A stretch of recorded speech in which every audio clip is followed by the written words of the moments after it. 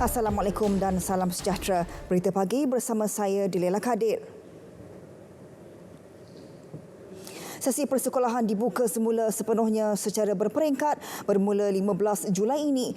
Menurut Menteri Pendidikan Dr. Razi Jidin, ia dimulakan dengan murid tahun 5 dan 6 serta pelajar tingkatan 1 hingga 4. Tarikh pembukaan sekolah bagi tahun 1 hingga tahun 4 adalah pada 22 Julai. Tarikh pembukaan semula sekolah ini terpakai kepada semua sekolah kerajaan, sekolah bantuan kerajaan, sekolah swasta, sekolah antarabangsa dan mana-mana institusi pendidikan yang berdaftar dengan KPM. Bagi sekolah yang tidak berdaftar dengan KPM pula, mereka juga disaran untuk mengikut tarikh pembukaan penuh sekolah yang telah ditetapkan. Kami juga banyak menerima pertanyaan, bilakah pusat tuition, pusat bahasa, pusat perkembangan dan sebagainya boleh dibuka semula. KPM ingin memaklumkan bahawa semua institusi pendidikan swasta di bawah kategori pusat yang berdaftar dengan KPM boleh dibuka semula pada hari Rabu 15 Julai 2020. Beliau turut memaklumkan kemasukan pelajar tingkatan 6 semester 1 tahun 2020 boleh disemak menerusi portal KPM. Pelajar berkenaan akan mendaftar pada 15 Julai. Dr. Razi Jidin turut memaklumkan tiada sebarang aktiviti kokurikulum atau sukan dibenarkan apabila sesi persekolahan dibuka. Keputusan itu setelah mengambil kira saranan KKM dan MKN. Sekiranya berlaku jangkitan COVID-19 di sekolah, pihaknya akan terus merujuk kepada KKM berhubung langkah yang perlu diambil.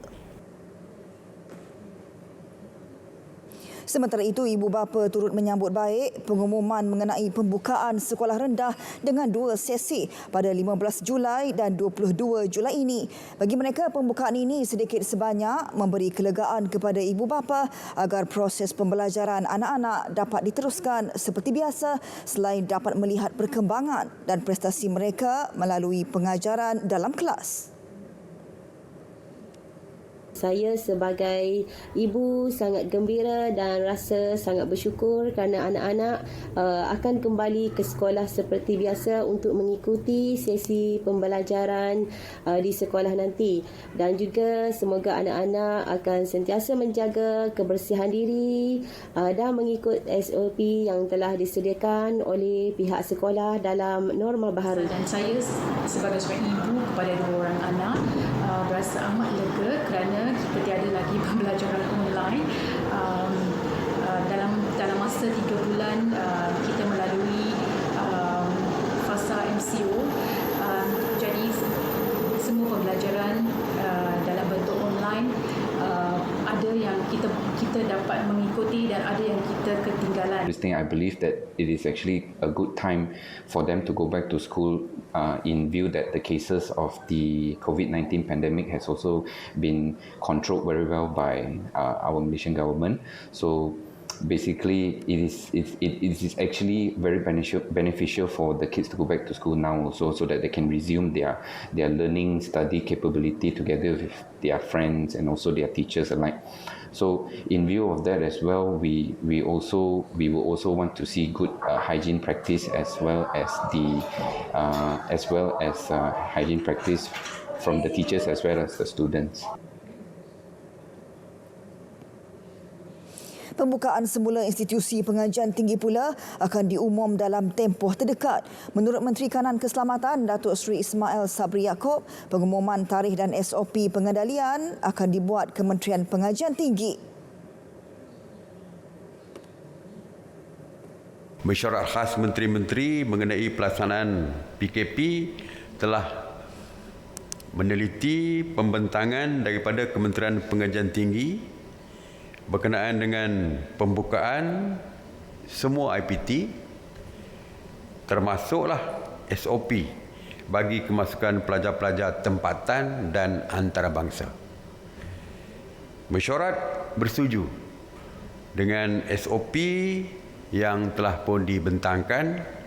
Walau bagaimanapun, tarikh pembukaan IPT akan berserta dengan SOP yang terperinci akan diumumkan oleh KPT, mungkin oleh Menteri KPT sendiri, Menteri Pengajian Tinggi sendiri. Ya, Datuk Noraini pastinya akan mengumumkan tentang SOP detail dan tarikh pembukaan tersebut.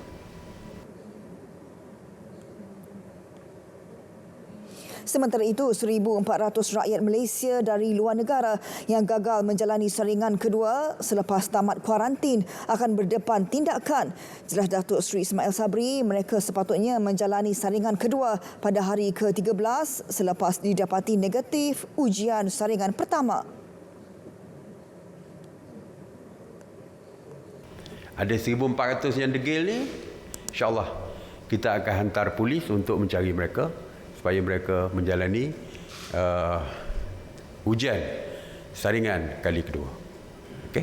Jadi sama ada mereka nak tunggu polis datang ataupun mereka sendirilah pergi ke klinik-klinik dan sebagainya untuk membuat saringan kali kedua tersebut. Ataupun mungkin mereka boleh menelpon Kementerian Kesihatan, mungkin boleh membuat arrangement bagaimana nak atur untuk saringan kali kedua tersebut.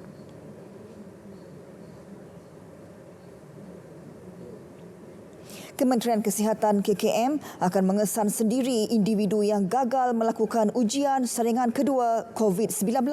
Ketua Pengarah Kesihatan Datuk Dr. Nur Hisham Abdullah berkata pihaknya telah mengenal pasti individu berkenaan memandangkan mereka mempunyai data dan alamat kediaman. Individu terbabit sepatutnya melakukan ujian swab pada hari ke-13 dan perlu kemukakan keputusan ujian saringan kepada pejabat kesihatan daerah pada hari ke-14. Tetapi mereka tidak hadir ke klinik. Jadi sekarang ni kita akan melaksanakan iaitu pengesanan kenapa mereka tak hadir dan sebagainya.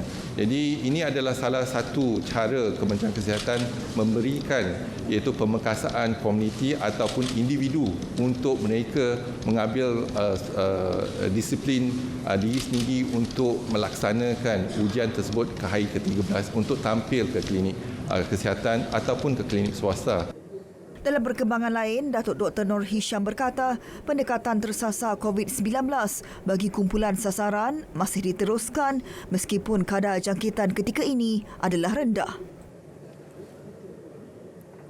Dan kes sifar untuk Datuk Dr. Nur Hisham optimis Malaysia mampu mencapai sifar kes positif COVID-19. Jelas beliau perkara berkenaan dapat direalisasikan sekiranya semua pihak dan masyarakat mampu mengekal sifar kes penularan tempatan. But what's more important for us is to maintain and sustain a zero transmission for next 28 days. So if we can do that, I'm sure we can.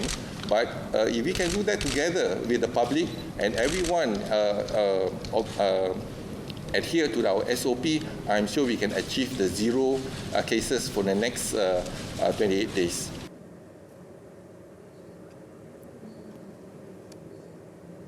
RM35 juta diperuntukkan Kementerian Pembangunan Wanita, Keluarga dan Masyarakat KPWKM kepada hampir 4,000 taman asuhan kanak-kanak, taska di rumah dan institusi di bawah seliaan Jabatan Kebajikan Masyarakat JKM seluruh negara menerusi Pelan Jana Semula Ekonomi Negara Penjana. Timbalan Menterinya Datuk Siti Zailah Muhammad Yusof berkata ia bagi membantu meringankan beban pengusaha taska yang terjejas akibat pandemik COVID-19. Jumlah yang diperuntukkan pula berdasarkan jenis taska. Taska di institusi mendapat RM5,000, manakala taska di rumah disalurkan RM1,500. Proses pengagihan bantuan sedang dijalankan mengikut permohonan yang diterima JKM. Alhamdulillah, kita di Kementerian Wanita telah memberi satu insentif khas kepada pengusaha taska dengan peruntukan RM5,000 kepada setiap taska untuk memberi kemudahan terutama dalam berdepan dengan COVID-19 ini, dan juga kepada taska di rumah RM1,500 kepada semua pengusaha taska. Beliau berkata demikian selepas mengadakan lawatan kerja dan merasmikan pembukaan Taska Sinarku Gemilang cawangan Sekolah Tunas Bakti Sungai Lereh, Melaka. Hadir sama Exco Wanita, Pembangunan Keluarga dan Hal Ehwal Kebajikan Negeri, Datuk Latifah Omar. Setakat ini, 1,575 taska di bawah JKM telah dibuka secara berperingkat di seluruh negara. Operasi mencari dan menyelamat mangsa bot karam di perairan Bacok, Kelantan diperluas sehingga 351 batu nautika. Maritim Malaysia turut menggerakkan aset pencarian melibatkan 8 bot dan sebuah pesawat tinjau. 3 mangsa masih hilang. Jadi pencarian ni kita buat secara parallel track yang mana aset-aset akan bergerak berulang-alik di dalam sektor masing-masing dan kaedah ni sesuai digunakan untuk pencarian dalam kawasan yang besar lah. Sehingga ke petang ni kita masih lagi belum menemui tanda-tanda mangsa dan insya-Allah kita akan teruskan lagi sehingga kita dapat menemui mangsa. Setakat ini, pasukan penyelamat belum menemukan sebarang petunjuk lokasi mangsa. Pencarian turut mendapat kerjasama nelayan tempatan dan nelayan Thailand. Tragedi bot karam yang berlaku 4 hari lepas mengakibatkan 5 mangsa meninggal dunia dan 12 orang selamat. Panglima Angkatan Tentera Jeneral Tan Sri Effendi Buang menegaskan tidak akan melindungi pegawai atau anggotanya yang terlibat aktiviti penyeludupan pendatang asing ke negara ini. Sebaliknya, tindakan tegas menanti mereka yang bersekongkol dengan kegiatan yang menyalahi undang-undang. Terlibat ni kita tidak akan memberi mereka peluang ataupun tidak akan berkompromi. Yang salah itu tak salah dan sepatutnya mereka kan kata orang yang terakhir untuk melakukan perkara seperti ini kan. Jadi usaha-usaha ini masih lagi kita pantau. Penahanan sejumlah anggota tentera atas kesalahan itu membuktikan keberkesanan Ops Benteng yang digerakkan Mei lalu. 1,157 parti dan 211 tekong telah ditahan kerana cuba menceroboh masuk sempadan negara. Turut diberkas 76 individu disyaki penyeludup dan 36 kapal dirampas. Tan Sri Effendi ditemui di Wisma Pertahanan.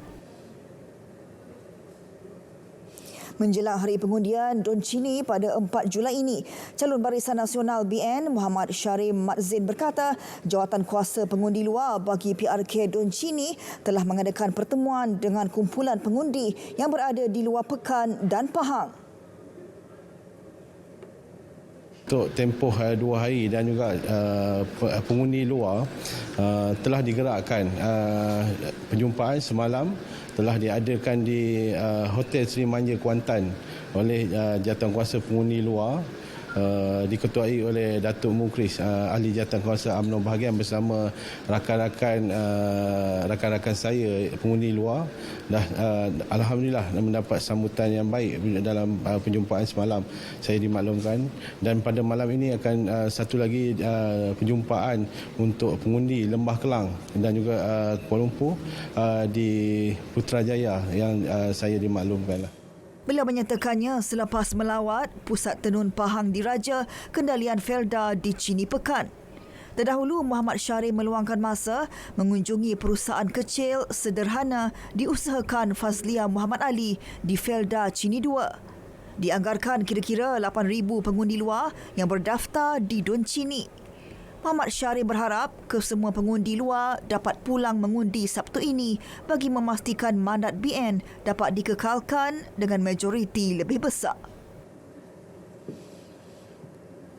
Semua pemimpin parti di bawah Perikatan Nasional PN menzahirkan sokongan kepada Perdana Menteri Tan Sri Muhyiddin Yassin serta bermuafakat untuk memperkukuh persefahaman dan kerjasama bagi menjamin kestabilan politik. Sokongan yang dizahirkan pada mesyuarat ketua-ketua parti berkenaan turut menekankan kesepakatan demi kesejahteraan rakyat dan kemakmuran negara. Mesyuarat 2 jam di Putrajaya itu dihadiri Datuk Seri Azmin Ali sebagai Ketua WIP Kerajaan Perikatan Nasional selain Setiausaha Agung Bersatu Datuk Seri Hamzah Zainuddin. Pemimpin lain yang turut serta ialah Presiden PAS Datuk Seri Abdul Hadi Awang, Presiden UMNO Datuk Seri Dr. Ahmad Zahid Hamidi, Presiden MCA Datuk Seri Wee Ka Siong dan Presiden MIC Tan Sri S.A. Vigneswaran. Hadir sama yang dipertua Parti Pesaka Bumi Putra Bersatu PBB, Datuk Abang Johari Tun Openg dan Datuk Seri Dr. Maximus Ongkili selaku Presiden Parti Bersatu Sabah PBS. Mesyuarat berkenaan pertama kali dihadiri semua Presiden Parti Gabungan PN dan dipengerusikan Tan Sri Muhyiddin.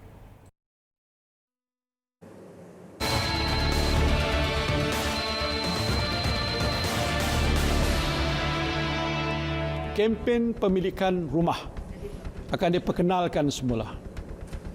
Melalui kempen ini, pengecualian duty stamp akan diberikan ke atas surat cara pindah milik dan perjanjian pinjaman bagi pembelian rumah kediaman yang bernilai antara RM300,000 hinggalah RM2.5 juta. Selain itu, had pembiayaan bagi pinjaman rumah ketiga dan seterusnya bernilai RM600,000 ke atas tidak lagi tertakluk kepada 70% daripada nilai rumah semasa tempoh program kempen pemilihan rumah tertakluk kepada pengurusan risiko dalaman institusi keuangan.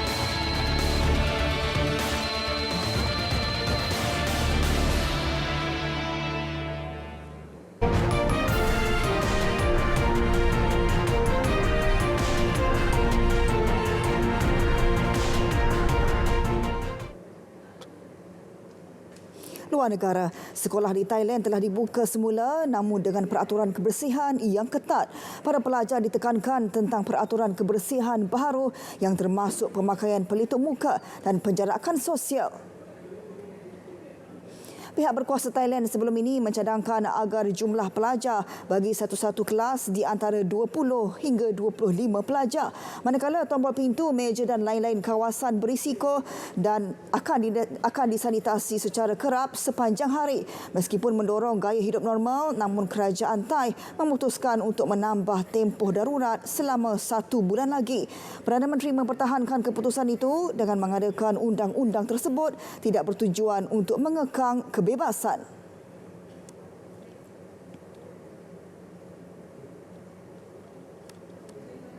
Beijing mengarahkan 4 syarikat media Amerika Syarikat mendedahkan dengan terperinci kaki tangan dan operasi kewangan syarikat dalam masa 7 hari.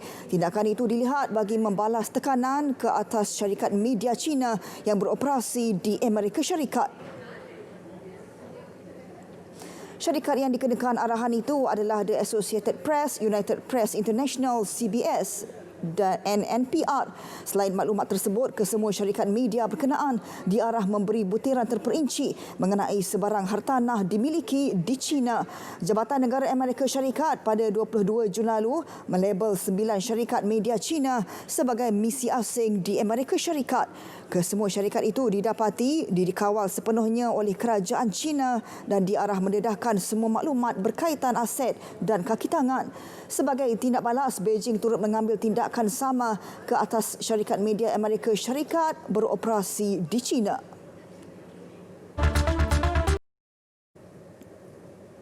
Bermula Jumaat ini, kuliah, solat duha, kelas mengaji dan fardu ain di masjid serta surau dibenarkan dengan syarat mematuhi SOP ditetapkan.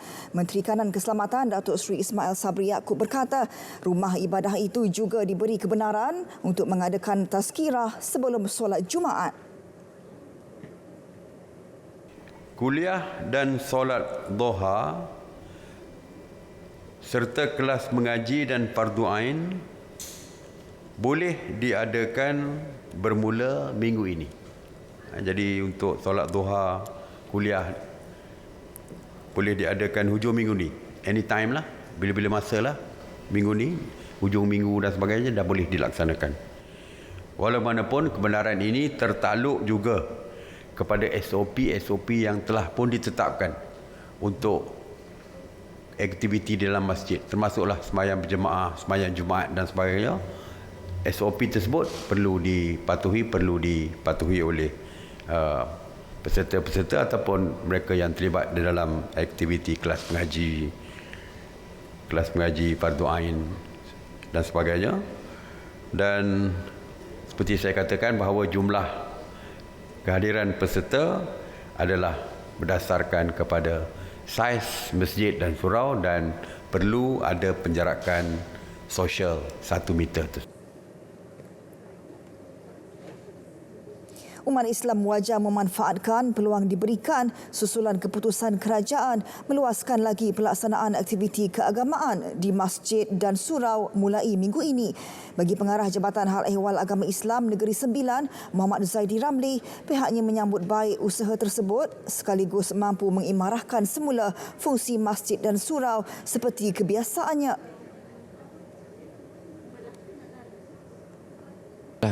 Alhamdulillah, kebenaran ini telah pun membuka ruang bagi kita untuk melaksanakan program-program dakwah kita. Kelas-kelas takmir sudah mula beroperasi, begitu juga kelas-kelas pengajian yang lain. Sayangnya sebagaimana biasa, sambutan masih kurang. Sebelum PKPP pun memang kurang dah. Beliau berharap umat Islam menghargai peluang ini sebaiknya setelah lebih 3 bulan aktiviti tersebut ditangguhkan. Masjid dan surau harus dimeriahkan semula sebagai tanda mensyukuri nikmat yang pernah ditarik seketika, namun SOP masih perlu dipatuhi. Beliau berkata demikian di Kompleks Islam Putrajaya.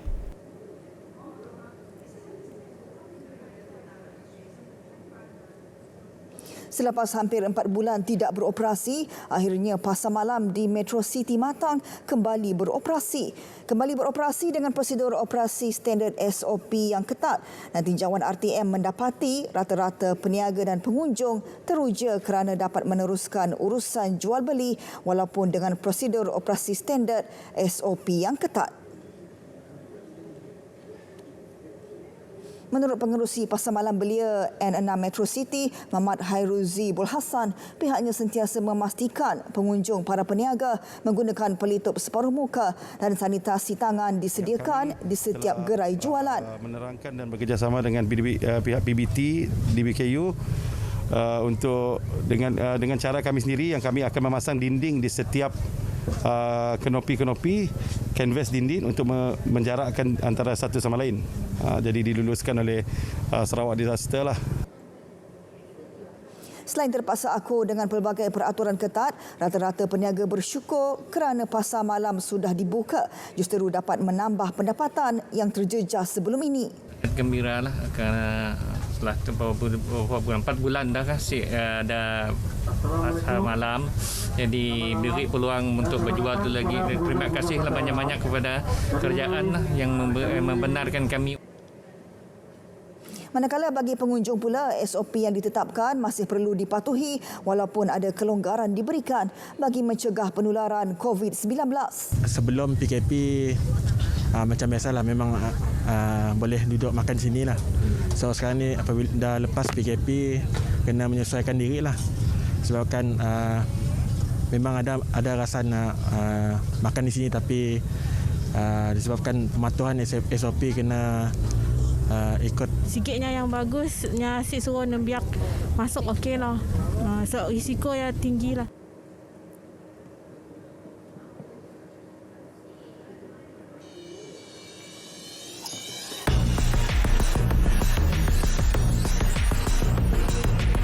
Kami ada di seluruh negara.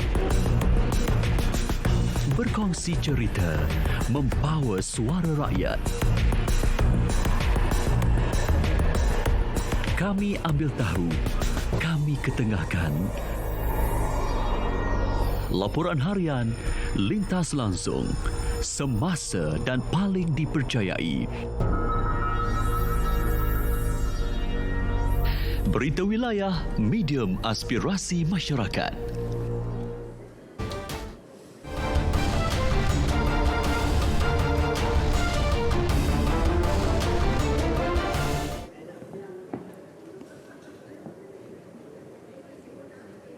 Berita sukan, Kementerian Belia dan Sukan KBS akan mengemukakan cadangan pada mesyuarat khas Menteri-Menteri mengenai pelaksanaan Perintah Kawalan Pergerakan PKP pada 9 Julai ini untuk memberi kelonggaran bagi semua pasukan bola sepak mengadakan latihan secara kontak penuh. Menteri KBS Datuk Seri Rizal Marika Naina American menjelaskan cadangan kebenaran untuk latihan secara kontak penuh ini memberikan harapan untuk Liga Malaysia dan kejohanan sukan lain dapat dimulakan semula dalam masa terdekat. Menerusi satu kenyataan media, Datuk Seri Rizal menjelaskan cadangan ini masih tertakluk kepada pandangan pihak Majlis Keselamatan Negara MKN, Kementerian Kesihatan Malaysia KKM dan persetujuan ahli mesyuarat khas menteri-menteri itu nanti. Cadangan untuk memohon kebenaran mengadakan latihan secara kontak penuh dibuat selepas melihat daripada beberapa aspek terutama perkembangan terkini COVID-19 di negara ini serta laporan pemantauan pematuhan SOP yang amat baik dalam kalangan penggiat sukan dan operator premis. Datuk Seri Rizal juga akan mencadangkan supaya penganjuran kejohanan sukan dan rekreasi secara berperingkat bermula dengan aktiviti yang tidak ada sentuhan badan dan kontak seperti sukan individu, sukan permotoran, sukan riadah, sukan air dan sukan ekstrim untuk dilaksanakan. Sebelum ini, kerajaan hanya memberi kebenaran untuk sukan bola sepak dan sukan tempur mengadakan latihan tanpa sentuhan bermula 15 Jun lalu.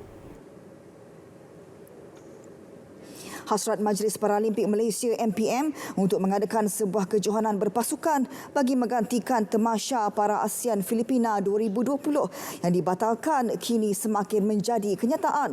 Presidennya Datuk Seri Megat D. Syahriman Zaharuddin mengesahkan kejohanan ini bakal diadakan di Kuching, Sarawak pada Mac tahun depan. Perkara itu disahkan dalam mesyuarat Lembaga Eksekutif MPM kali ke-3 Penggal 2019-2023. Dalam sidang media, Datuk Seri Megat memaklumkan antara alasan pihaknya berhajat melaksanakan kejohanan itu di Kuching adalah kerana mereka mendapat kerjasama yang sangat baik daripada kerajaan negeri. So kita akan bekerjasama dengan kerajaan negeri Sarawak dan we will invite the rest because tiada competition selepas Asian APG Manila cancel, they only have in Vietnam, but then there is no other sports beside that. There is no even any major or small competition. So we have committed DBOG untuk organize that competition. This is where we're heading. So kita pun membantu negara-negara yang lain and kita sendiri volunteer untuk anjurkan sukan ini. Baiklah, berita pagi berakhir di sini. Terus setia bersama Berita RTM, maklumat sahih jenama dipercayai. Terus patuhi SOP mencegah COVID-19. Assalamualaikum dan salam sejahtera.